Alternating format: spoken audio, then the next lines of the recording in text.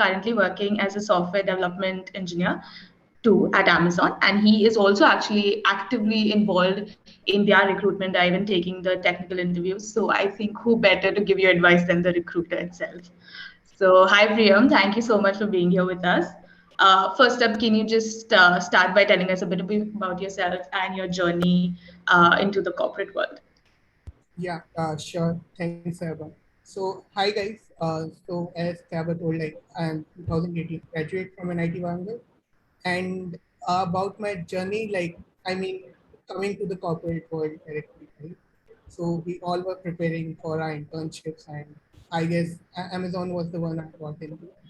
And from there, like I did a summer internship here in at CGPA Amazon in one of the digital teams, like which was related to Windows. And then I got the PPO. So it's like after that we didn't have to prepare at all. But yeah, I mean, that was something I took up and then joined Amazon full time in 2018. And I joined in one of the publishing platform teams, which used to handle all the digital products across Amazon, like worldwide, in Chennai. And then in 2019, I moved to Bangalore in one of the marketing, uh, automated marketing teams, which used to handle all the recommendation related email notifications. Yeah, and yeah, now I'm in one of the orgs which is related to distribution centers across like across different countries. So yes, I mean that is my journey till now, and working as software engineer itself currently in the same role. Yes. Yeah, over to you, sir. Thank you so much, Priyam, for joining us. Now, Daksh will probably give an introduction to our second guest that we have with us today. Yeah, thanks, Teva. So, hey everyone, Daksh this side. I also graduated from NIT Warangal in 2020. And speaking about our speaker here, Archit is a graduate from NIT Warangal again from CSE and is currently working as a software engineer 3 at Google. Along with that, he's also involved in taking technical interviews for recruitments for his company. And fun fun fact about both of our speakers here that they have worked together back in college in WSDC, which is the Web and Software Development Cell for our college. So hoping to see a lot of camaraderie between the two during questions. And just a side note before I hand over to Archit, if we can see people turning on their videos, if your network allows it, please do. It would be better to talk to people instead of having just names on titles. Archit, handing over to you. Floor is yours. Hi everyone. As Daksh already mentioned, that I graduated from NIT Warangal in 2018 with Priyam, and so starting with the internship, I interned at RCGM, which is a spin-off of the Shop Group. After my third year, and I also got a PPO from RCGM, and then I worked on their post-trading platforms for about a year before moving to Google as software engineer one. And like I've been working at Google for last 2 years as software engineer. I work on the payments platform at Google. So the products of payments platform are things like Google Pay, like buying anything on Google Cloud, or all of the payments product essentially go through the platform. Yeah, that's briefly about me. Over to you, Daksh.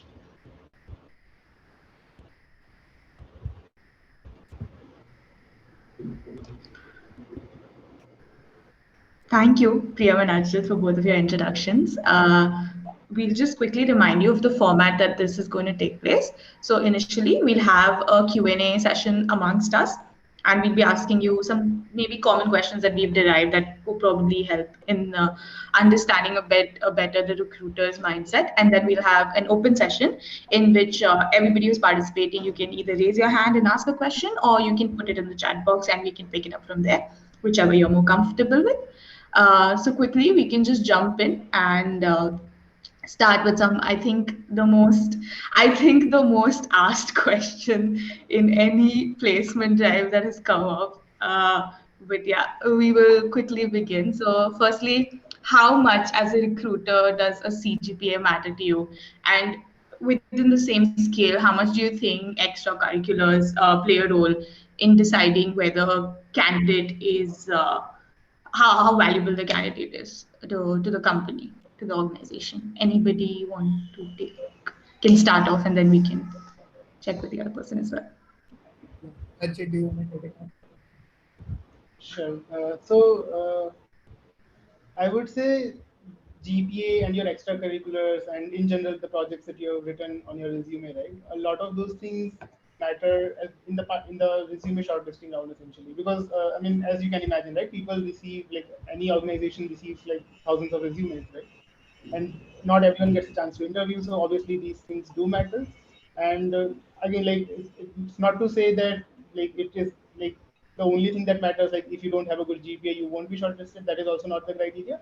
But if you have a good GPA, if you have some good projects, if you basically you can demonstrate that you have the necessary skills to undertake the job, right? That's all that matters in the resume shortlisting. Beyond that, in my personal experience, when people interview, I don't think we look at the resume very frequently. Once you have cleared the shortlisting round, after that it's about the interviews and how you actually perform during those interviews. Yeah, Great. so just want to Priyam. adding to that, I mean it's true that your resume shortlisting is a place where like all these things will matter. Because to the hiring recruiter, right, or the student hiring team, there's something they will look into for shortlisting the candidates. And as a matter of CGPA, it's like when they come to campuses, they have certain criteria that this is the threshold, like above 7 or 7.5, right? After that, they won't just discard you. I mean, they will allow all of the students for the online test, right? And for the lateral hires, same thing. Yeah, they will look like what kind of technical projects you have. But once it reaches interview, as Archit was correctly saying, we hardly look into the resume. Like we don't decide upon that. We may look into like when asking technical questions related to project we have done. Yeah, nothing more than that. All right. I think that helps a lot of people because I think it's drilled amongst people ki you have a high CGPA, your job is secure, and if you have a low CGPA, you don't have a chance. But I think, as you all rightly said, it's more about just getting that cutoff cleared and to show that you possess those skills. Great. Moving on to the next question. So, I mean, I guess it's pretty obvious that anybody who is sitting for an interview, especially if you're sitting, your first timers, you're sitting for your first internship interview, first placement interview, you are going to be anxious. You are going to be a little nervous. As a recruiter, how does that come through to you? And does that play a role if the interviewee if in the interviewee shows like anxiousness or nervousness, and what does that tell you about the person? So, like, let me start first. So, as an interviewer, like, I would say, like, anyone who is an engineer, like, in these organizations, not everyone plays this role. So, we do go through some kind of training. Okay, what is the bare minimum to be an interviewer? And this is one of the things which we are told about, right? To put our unconscious bias aside, as well as to make the interview or the candidate comfortable. So, so it does not matter to us. Like we never judge a candidate based on this, right? There are certain things which we look into the candidate. So after like the candidate is comfortable, interview has started, we look like how that person, like he's whether interactive or not, out loud or not. The hesitation part, it doesn't matter to us at all. Right. Acha, do you want to add to that? Yeah, adding on to that, like I don't think only when you're interviewing for the first time you're nervous. I think every time you are interviewing, you will be a little bit nervous, right? So that feeling is shared. Like when I am interviewing, I know the other person might be a little bit nervous, and as I said, right, we usually spend the first few minutes to just have a little chit chat, just make the person acclimated to the situation, like, just get to know each other a little bit, and then start the interview like after 2 minutes, 5 minutes, right? And like it's perfectly okay to be nervous about an interview, right? Like it's a big thing for all of us, right? And like do know that the interviewer is also interviewee at times, right? So they know how you feel, they know that you might be nervous, and that's perfectly fine. As long as, like, again, like, you need to basically take the time, talk to the interviewer, just get comfortable in the situation, and then, like, I mean, see, don't be underconfident. Like, being nervous is perfectly fine, but don't be, like, underconfident. Don't undermine yourself. Like, if you know something, if you know what your skills are, don't be hesitant to say that you know stuff, right? To show off, basically. Interview is about showing off. So do not be underconfident, but being nervous is perfectly fine, I would say. Yeah. I So as hope. I was saying, we still feel a lot of nervousness. I mean, hesitation when we even do interviews for the internal teams, like ourselves when we are doing that. So Exactly. it will always be there. Yeah, it's not going to leave us, this nervousness. But I hope everybody who's sitting for interviews has recruiters who are as accommodating as both Priya and Archit. But yeah, thank you for that. Next up, I mean, you all have probably taken a lot of interviews, and more often than not, most interviews they have a similar format that you ask these specific questions, or you try to follow a certain pattern. How would you say each interview is different, apart from the fact that obviously not everybody has the same projects and everything, but like on a more general note, what are like the specific pointers or metrics that you look at it in an interviewee, and what makes like a person unique as to the role they are applying in? What would you say to that?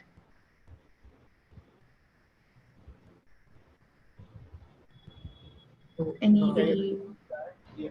So, see, again, the core, the whole purpose of the interview, right, is to judge the person, to see that whether they have the necessary skills to perform the job that they're going to perform if they're hired, right?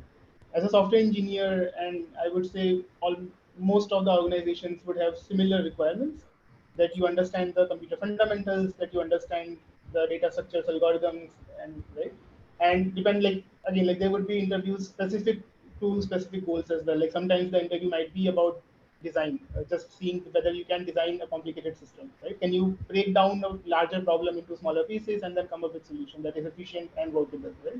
Sometimes the interview is going to be about data structures and algorithms. So then you are going to essentially be evaluated on whether you understand mathematical problems. Can you come up with solutions? Can you write decent, like, I mean, can you basically logically think about a problem, break it down into solution steps, and then code that solution as well, right? So, I mean, most of the interview, like at least 60-70% of your interviews will be about data structure algorithms, right? Especially in the initial years of your career, right?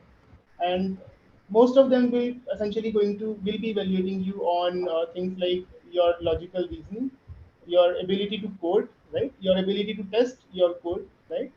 Critical thinking, corner cases, right? Some of these situations. So these are the core role and responsibility related parameters. The other parameters that an interviewer is going to look at is your communication, your comprehension, right? How well can you understand the problem? How well can you communicate what you're thinking? Thinking out loud, I usually say to any candidate that just think out loud whatever you are doing so that I can help you, right? As an interviewer, we also want to give hints if you're stuck, but we can't do that if we don't know where you are stuck, right? So communication becomes a critical parameter in that sense. So I think, yeah, that kind of summarizes the things which I look at when I'm interviewing someone, or which are generally supposed, like, to be evaluated skills. And Priyam, would you like to yeah, add? yes. So that's true. I mean, every interview will be different, right? In terms of like what questions we are asking. But I guess it's same across the organization that interviewers will be, assessing a candidate based on assigned competencies. So those competencies remain same for each of the candidates, right? Like if you are applying for HD1 role in Amazon, uh, no matter who takes the interview, how it goes, ultimately you will be, being assessed against a definite set of competencies.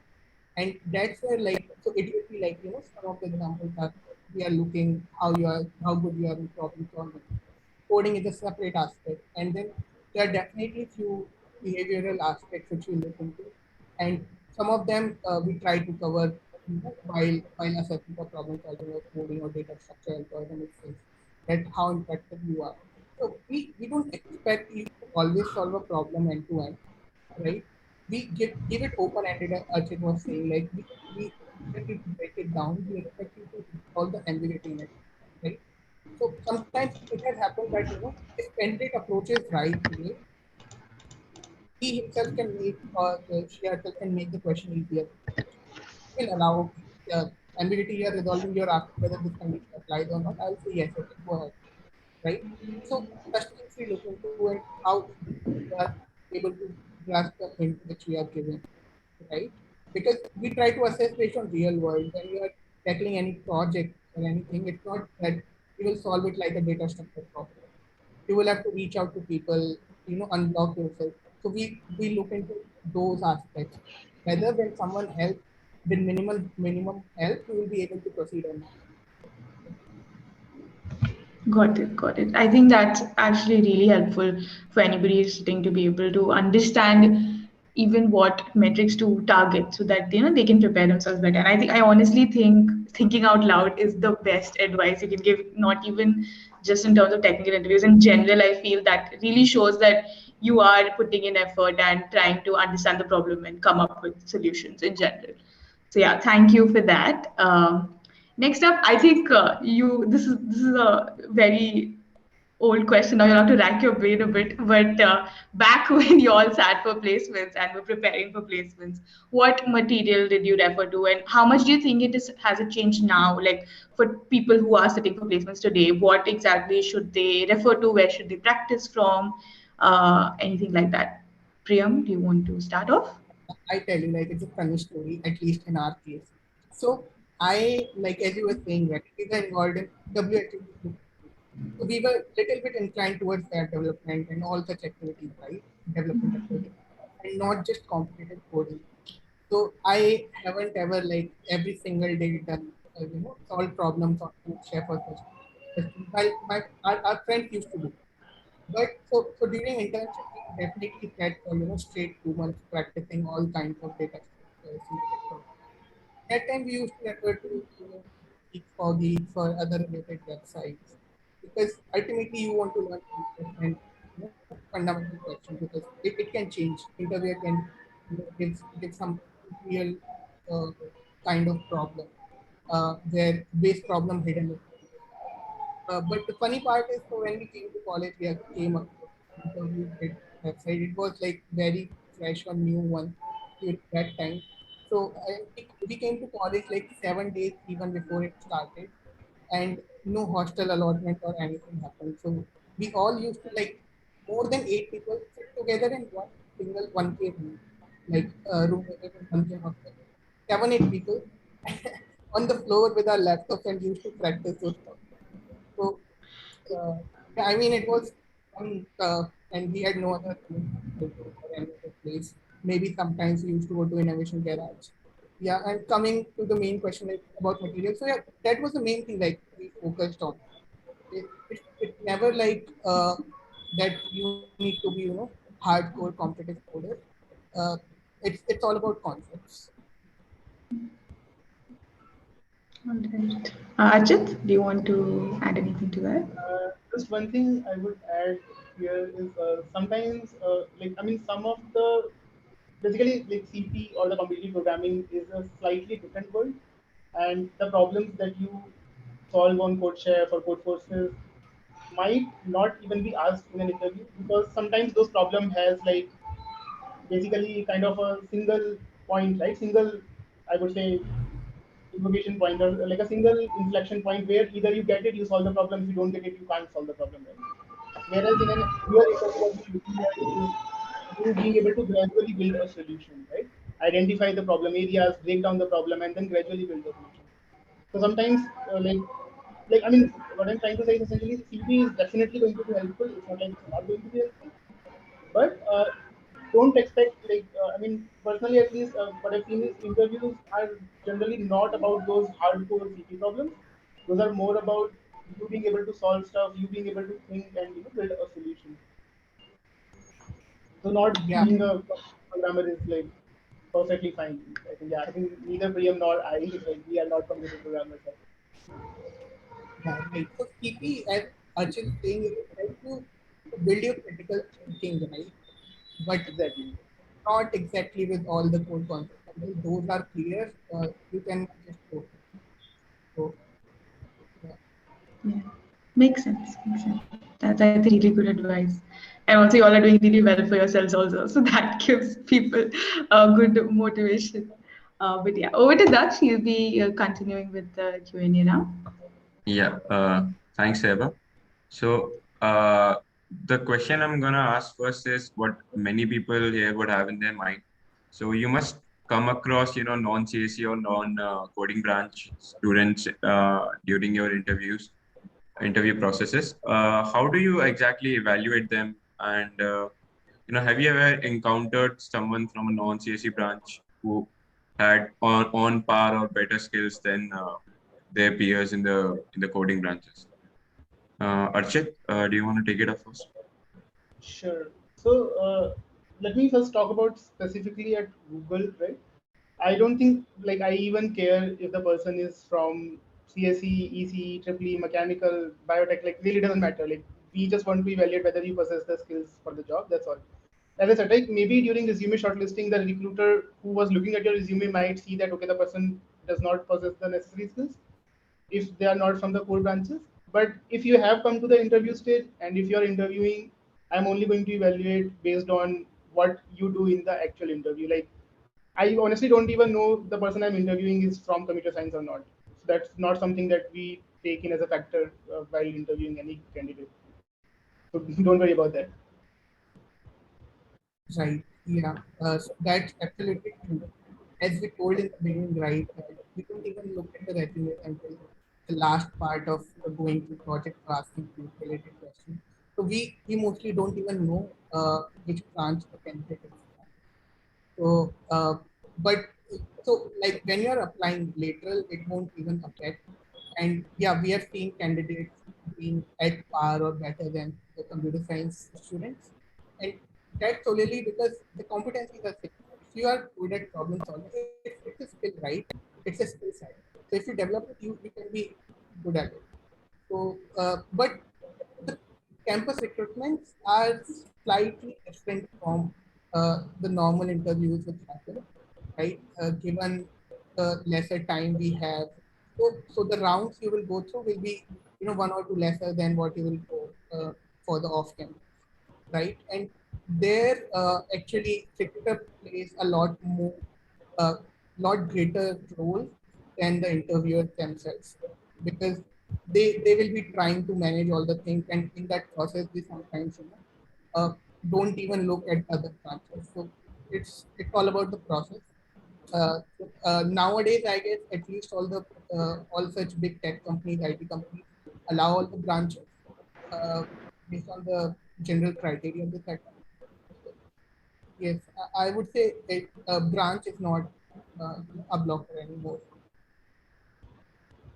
Yeah, that makes sense. I mean, that should be good to hear for a lot of people here. uh, uh, Sort of an extension to this question. Should a person do an MTech in CSE or a related subject and then apply for a software job? Let's say if their current qualification is not CSE, or should they keep applying for interviews with their BTechs? Uh, Priyam, if you can go first. yeah, sure. So, like, at least in our batch or during our college time, we had seen so many students, our seniors, our juniors, our batchmates themselves, who were from, mechanical, electrical, chemical engineering branches, and they were doing a lot more better. Sometimes we used to think, they code better than us, right? In some of the areas. So it does not matter when you want to apply. It's your skill. If you feel you are good at coding, a problem solving, data structure, go ahead. No one is stopping you.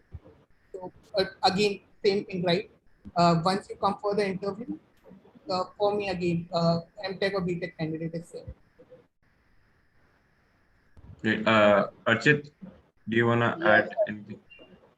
yeah, I agree. Like really, like masters, like if it is some like basically if you're facing a barrier like that, you're not getting shortlisted or you're not getting enough interviews, then you might want to think about it. But if you already have a decent profile, and I mean, if you are able to get interviews, I don't think masters really add anything anything to it. Basically, basically the jobs that you are getting today are essentially going to be the same jobs that you will get even after your masters. So if the end goal is to get a job, I would say apply. If for some reason, like if you don't have sufficient credentials on your resume to basically get to an interview stage, then you can think about masters. But yeah, I don't think it really adds much, especially at least from the job point of view, whether you do a masters or not. Yeah, so it's all about building that knowledge set here, right? And whatever path you take doesn't matter. If you are already like reaching that particular stage in your BTech, then it's good to go ahead with it. Thanks, guys. Just another question. Like the interviews that you take, how are they relevant to the actual work that goes in the industry? So, like based on the interview that you are taking for a candidate, how do you gauge them as to will they fit in the industry or not? Archit, you're here already. Okay, sure. Yeah.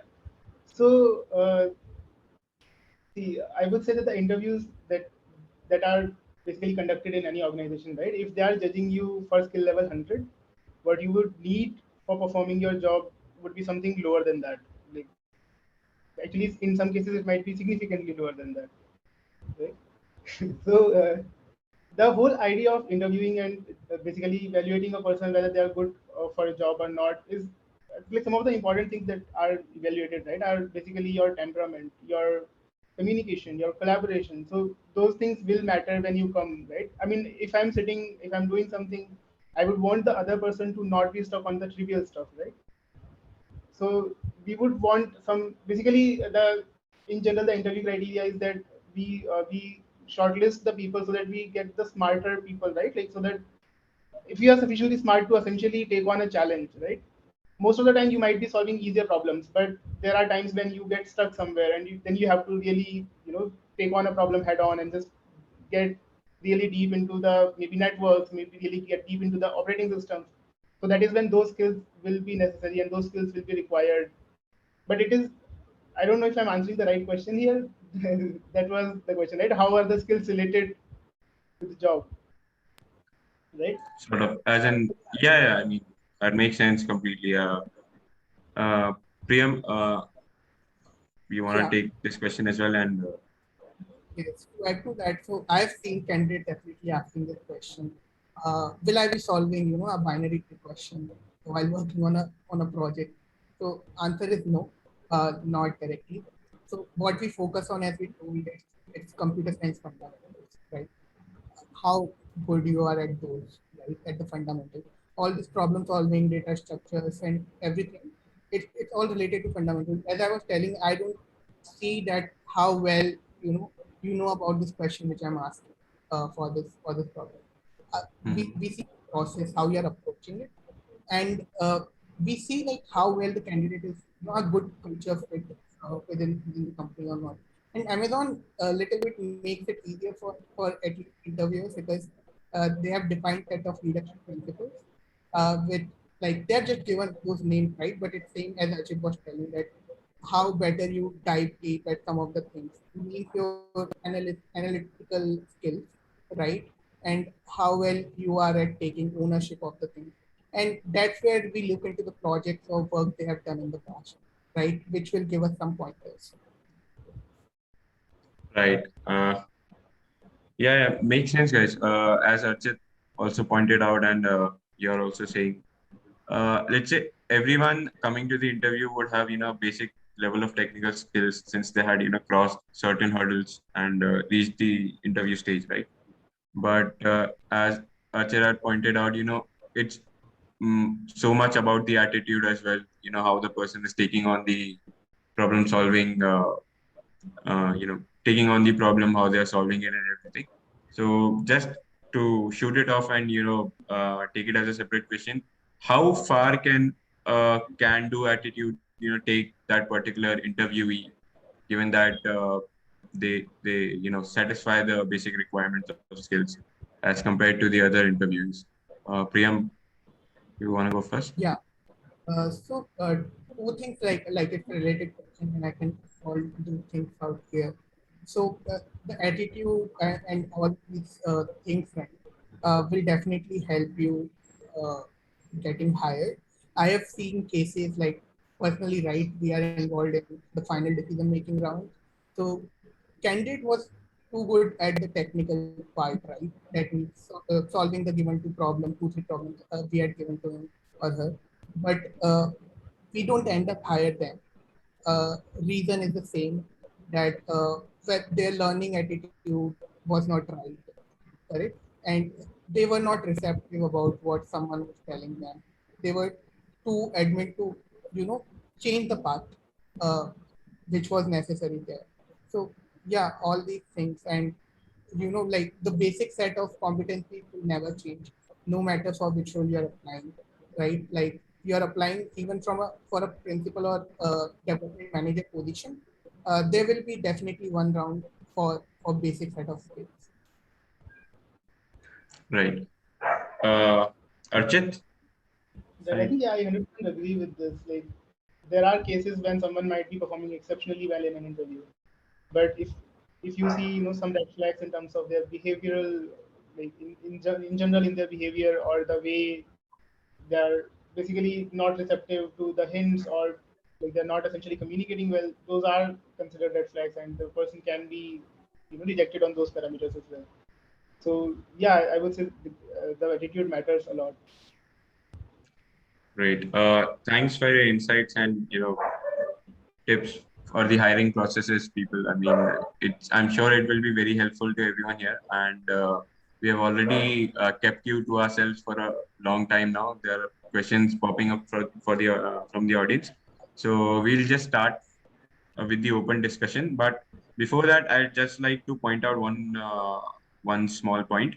Reticulum, the community has a Discord server which you can join, and it's what we are trying to do here is build a network across all the STEM professionals and students, so that reaching out to people becomes easier and networking become easier. So if you feel interested, please try and join the Discord server. We have questions popping up similar to this all the time, and you can just connect with anyone and ask, clarify your doubts. And with that, we'll open up for open discussions. I think we have the first question from Aman already, right? If someone doesn't know the answer you asked, then what kind of answer from them will be satisfying, and how we should know how we should answer? Okay, answer that so that you feel ki, yeah, this guy is good only, let's throw another one. Okay, so how do you handle uh, people who are good but do not know the answer to the current question? Mhm. Okay. Archit, Yeah.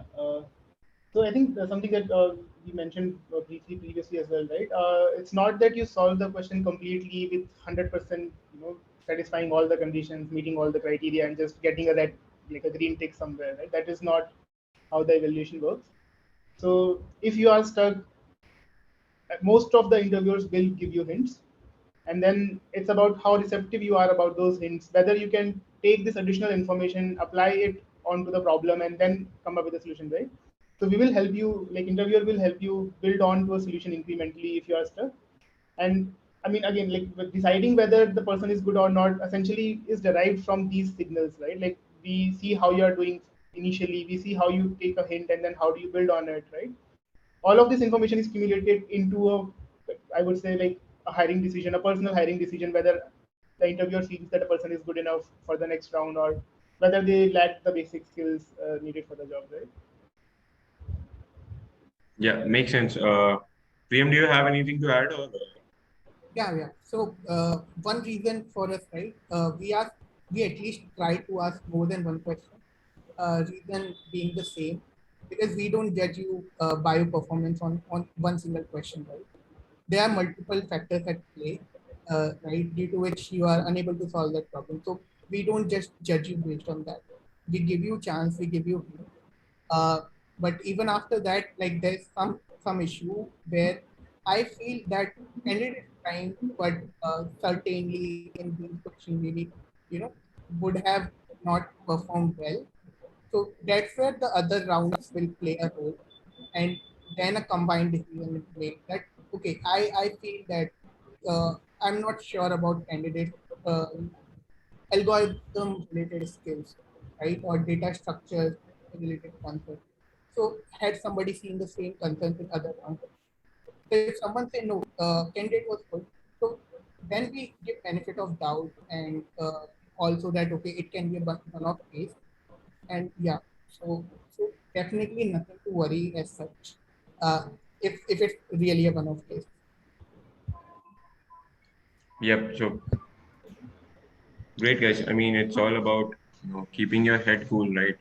Even if you stumble here and there, just keep confident, as these guys already pointed out. And Tayaba, do you wanna continue from here? Yes. Yes. So I see another question from Shweta. So more generically, what are maybe some key topics or concepts do you think are important to prepare maybe before going? If you just had to like pick a couple that you think are essential, what few topics would you say? Priyam, do you want to start? Yeah, so just from directly, let's say you want to apply for some role, and now you want to prepare. So for that 15 days to 1 month duration, definitely for such roles, as we are calling out from every question that you need practice uh, on such coding questions, which cover how well you are understanding the problem, tackling it, how well you know about data structure related concepts and related algorithms, right? And how you yourself are able to build a new algorithm based on small basic concepts. So all these things and these will come definitely more when cross kind of problems.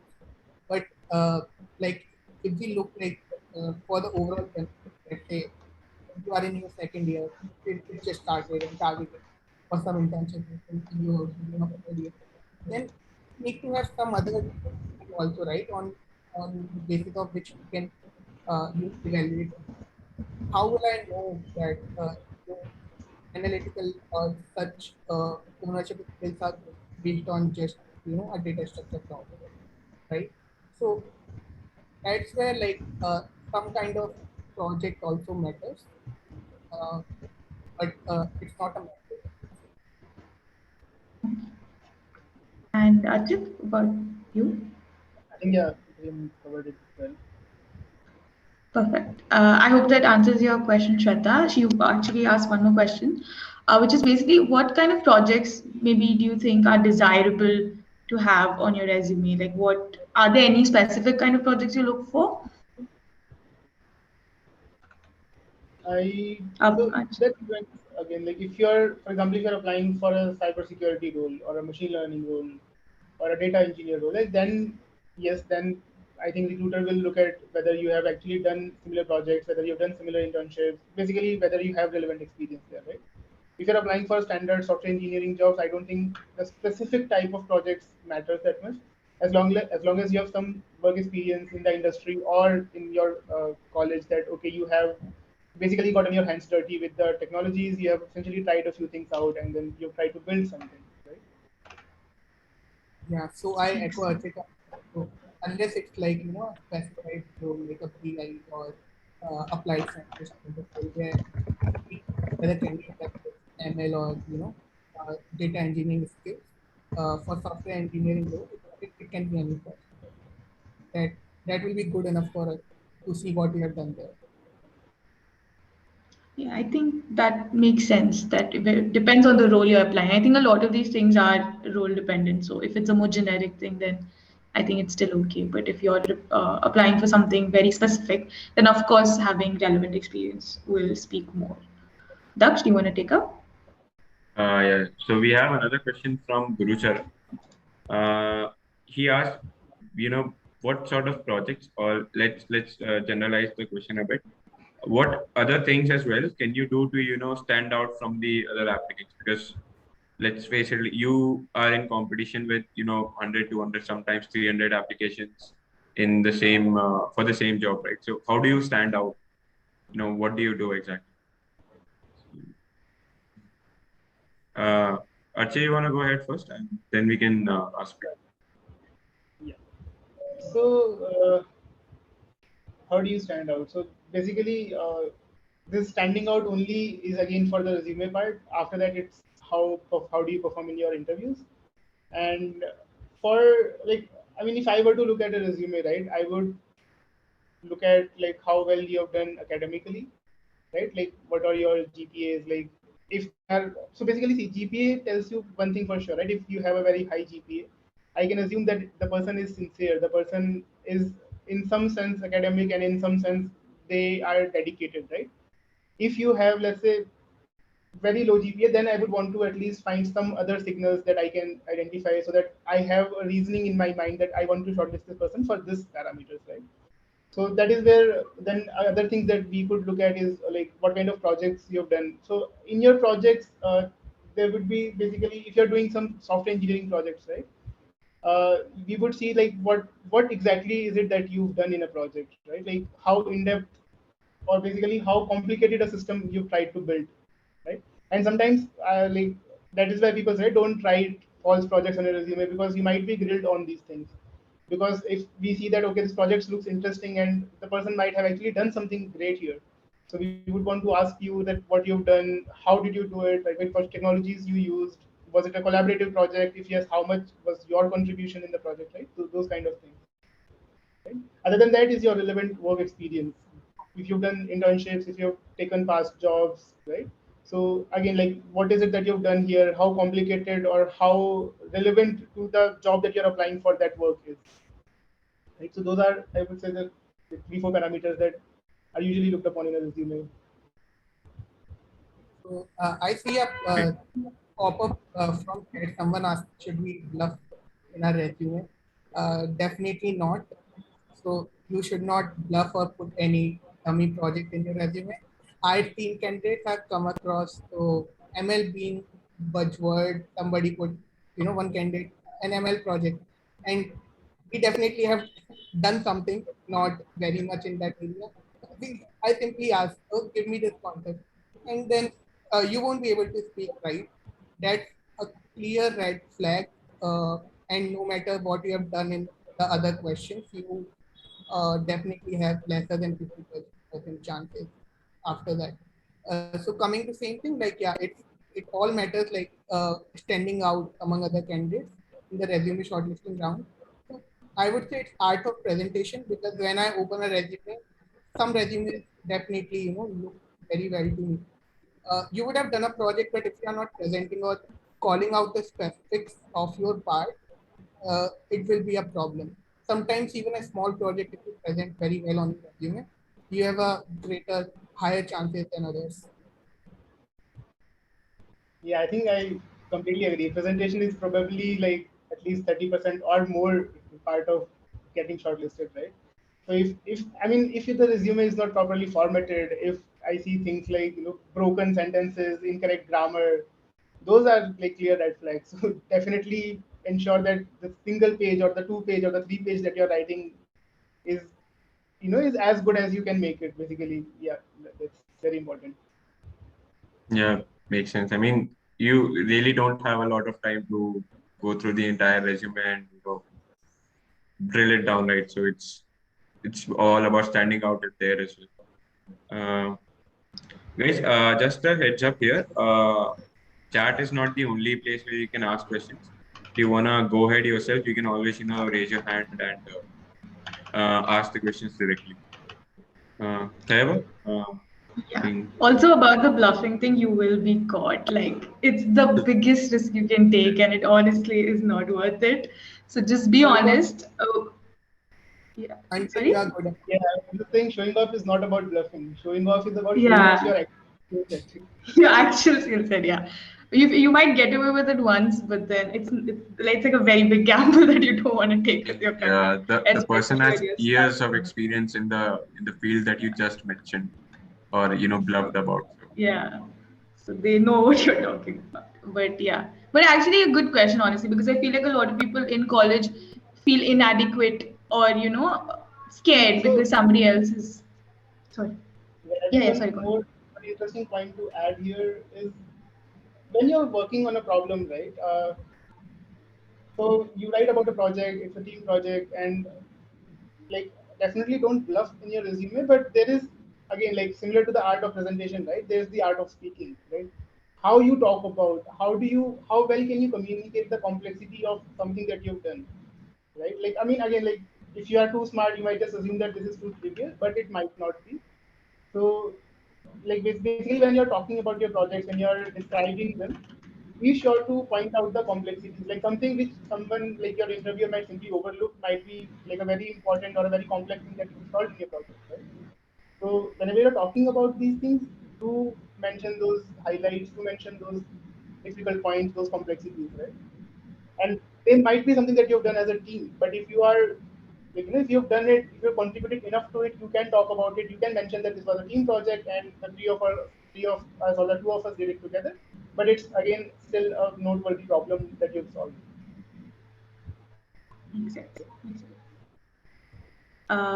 Okay, next quickly, I think we missed one of Nikhil's questions. Basically, what he wanted to ask was, do you think it's better to have in-depth knowledge of like, say, a specific or like a small subset of technologies, or have like a more general and base knowledge of more technologies? So it's quantity or quality? I think that is basically the base of that question.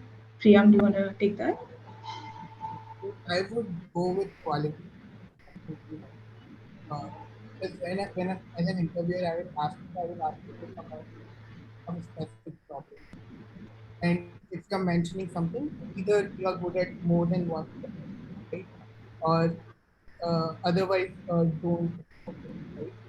Because there are chances that uh, it will be a red flag uh, in terms of the intelligence of learning more about it. Right? That's something which I will derive from. So it's good to know about things. Uh, do it to the extent that you are comfortable answering the question, right? Expertise in one area is always good. Makes sense. Archit, do you want to add anything with that? Yeah, I think I agree that. I think with I think most sort of roles, right? I have at least faced this where they'll ask you, what is one thing? What is your strong field sort of? Because even the interviewer wants to know if something you present as your strong suit, how good are you at that? So I think it's I think a common thing in not just technical interviews. I think even normally, if you sit for any sort of interview, that is one of the questions that might pop up, and you will get derived questions after that based on whatever your answer is.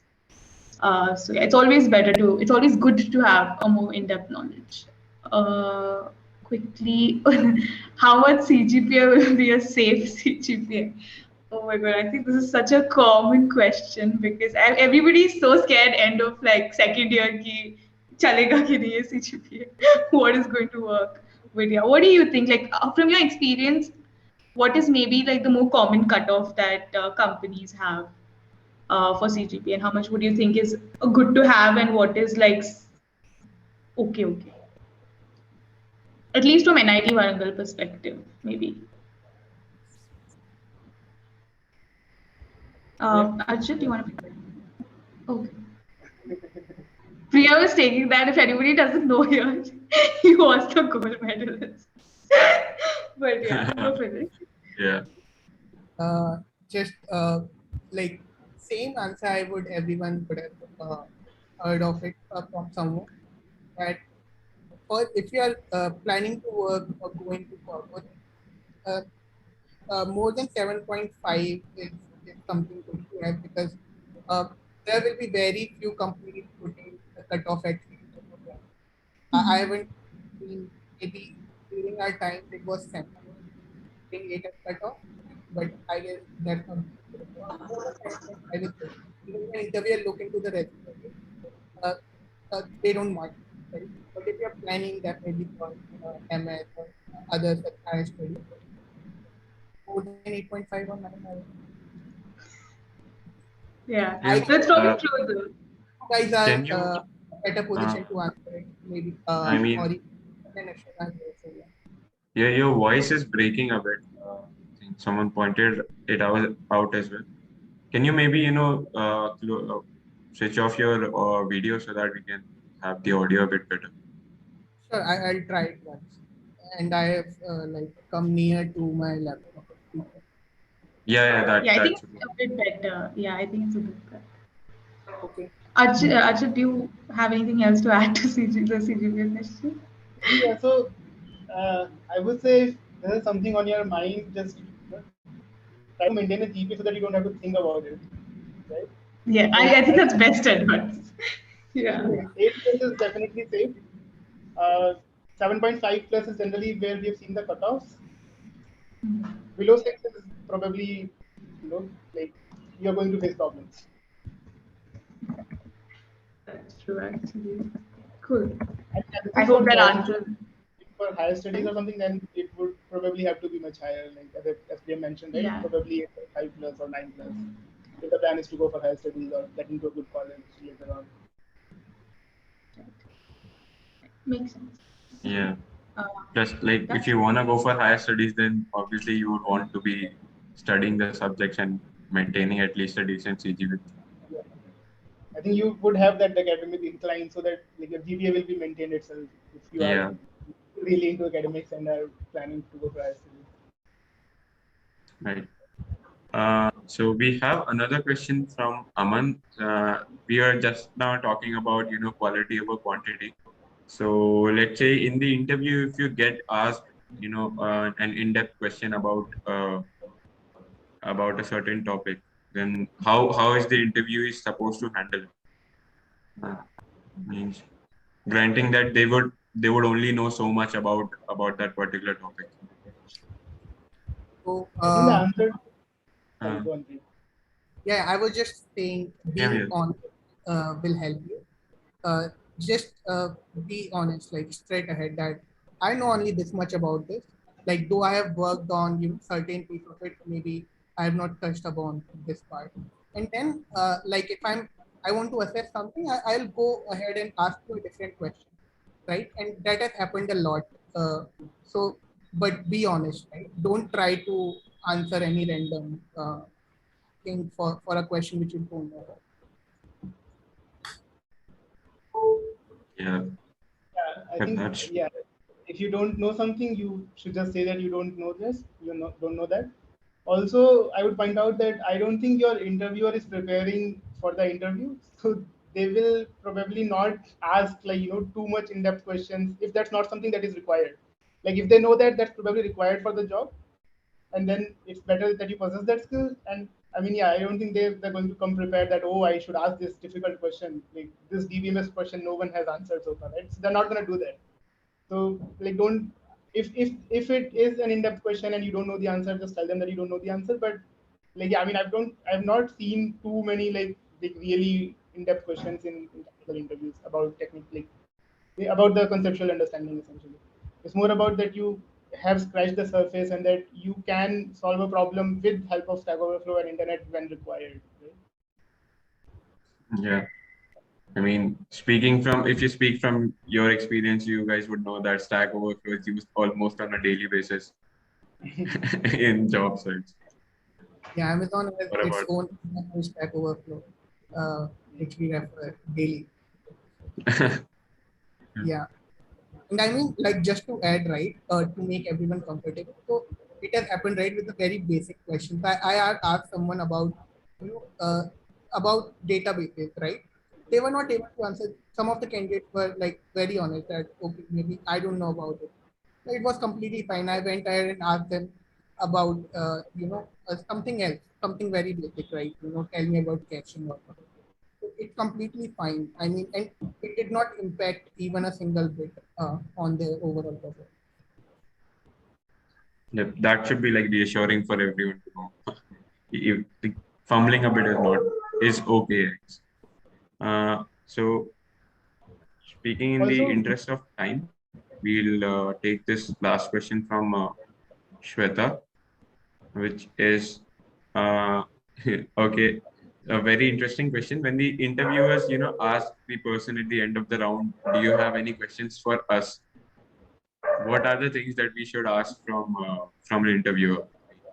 Whether it be tech, let's talk about tech first, and maybe HR, if you have any experience regarding that, you can answer that as well.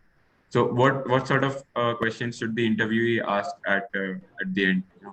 When they ask you to, if you have any questions for us. Preemptions. Yeah.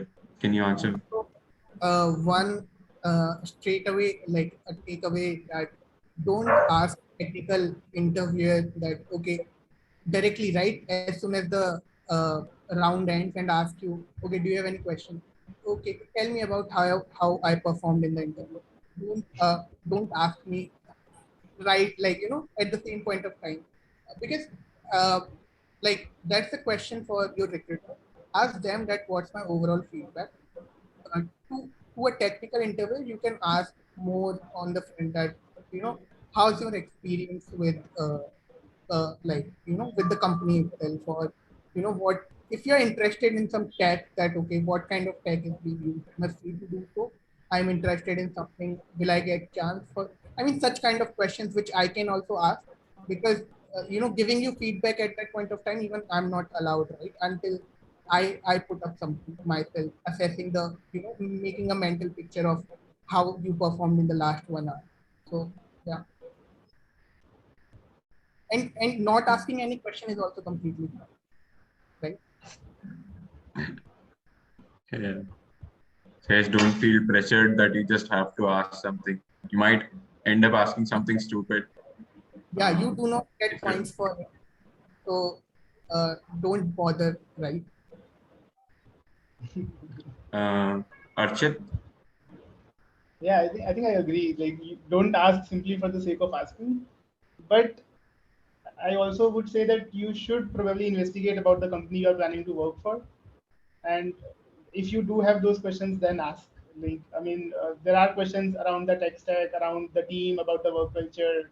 Those you can probably ask your interviewer, and then there are these HR specific questions that you can ask your HR if you do get a chance to speak with them. But yeah, like, don't ask for the sake of asking. Ask if you actually have genuine questions that you want to get an answer to. Yep, totally makes sense. Yeah, and We'll a very important input you can get, right? Let's say you work with basic C++ and more inclined towards Java, Python, right? And then company you are interviewing for, like, it has everything on, on the system side, and works with C or C++, which you won't be comfortable with or not looking forward to. Then asking that question will help you. So always ask such questions which, you want to know the answer for. Cool. I think that cool. is a very nice question to end this open discussion with. कि end में क्या करना है? But I'm sure if we keep going on, I'm sure there'll be so many more questions that keep coming.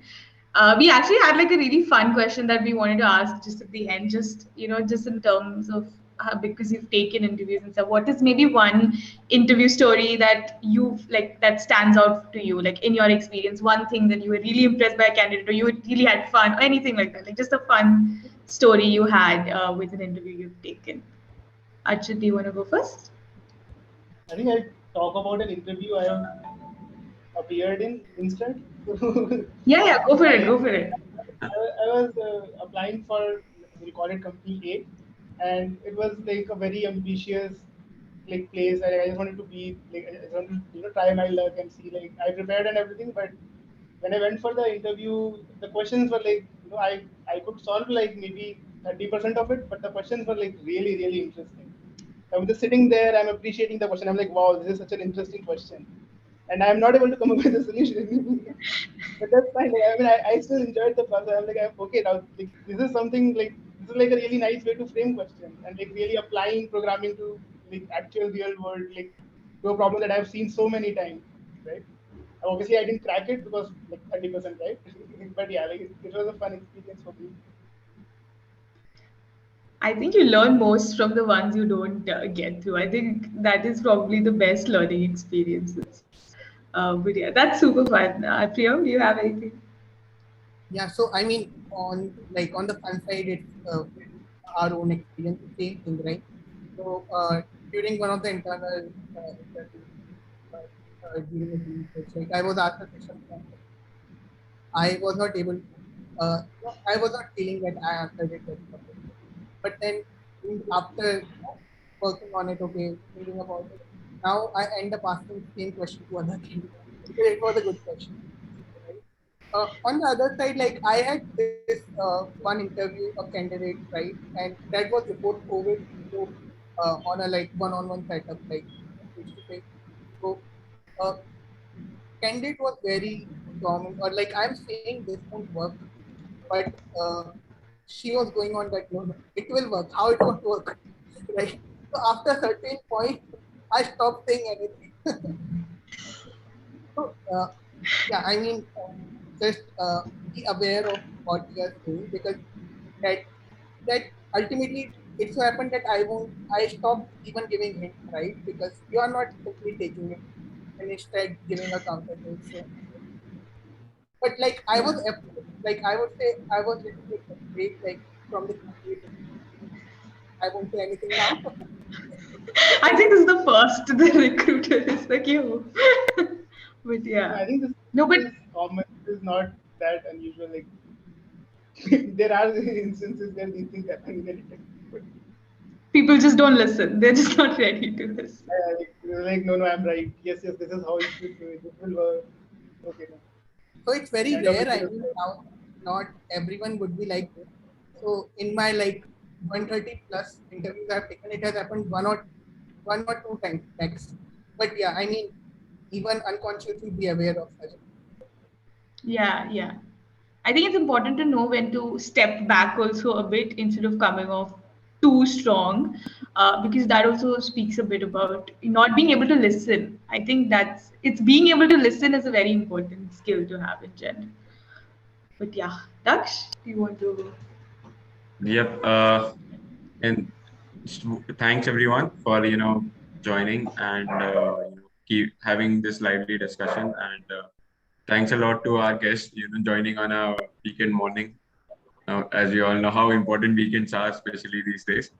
And your insights are surely going to help everyone gathered here in one way or another. Thanks for coming here, guys. And with that, I'll hand it over to Ashwin for the closing remarks. Ashwin. Okay. Thanks a lot, Taiba and Daksh, for the really nice moderation of the session. And Priyam and Archit, thanks. Really, I mean, that was a very fun insight. I really liked it myself because I know my friends talking about all these placement and stuff. I never really sat for placement, to be honest, but I really get a lot of insights now. Yeah, that's super cool and super nice. And I'm very sure it was very helpful for everyone. With that, I would like to point out that I would like to actually thank first of all who were involved in the organization, Nandini and Shreya. I would really like to thank them because this was a very short notice event, and I think they really pulled it off pretty well. And thanks a lot, Archit and PM, again for showing up at short notice. And Daksh, as pointed out, it's the weekend, so weekends are very important, and that too in the morning. Okay, with that, I think I would like to just say a couple of words or reiterate some things about Reticulum itself.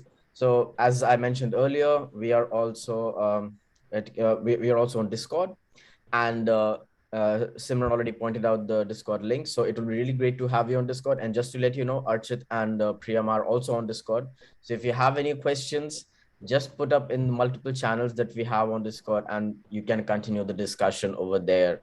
Moreover, we will have many such events soon coming up. And do check out our YouTube series and the websites so that you can be, you can keep in touch with the STEM professionals as if you're a STEM undergrad. Okay, so with that, I would like to thank everyone for joining and thank the guests and the moderators. And yeah, then we would close the session and see you later in another event. Okay, and have a nice weekend. Cool then. Someone is asking the YouTube channel's name. Just check out our website for all the details. It's there. Okay, just check out our website. I'll just put the website's link. Also follow us on Instagram, please. Just keep up with everything, and then you'll be able to come up with more and more sessions. So the website. And sorry, but go ahead. No, as Ashwin Bhai was saying, on Discord, you'll literally be able to talk to anybody. So it's an amazing platform and everybody is welcoming. So, and don't be shy. Like, literally, we love it when people ask us questions. Like, that's what we want. We want to help as many people as possible. So, yeah, just reiterating that. That's all. Thank you all for coming again. Yeah. Yeah, just check out the website. I've already posted in the chat, and then you can follow up all the links. Good then. Let's stay in touch and connect, share, and grow, as our motto says. Goodbye. So then, thanks a lot. Bye. Bye-bye. Bye, everyone. Bye. Take care. Have fun. Stay safe. Stay home. Bye.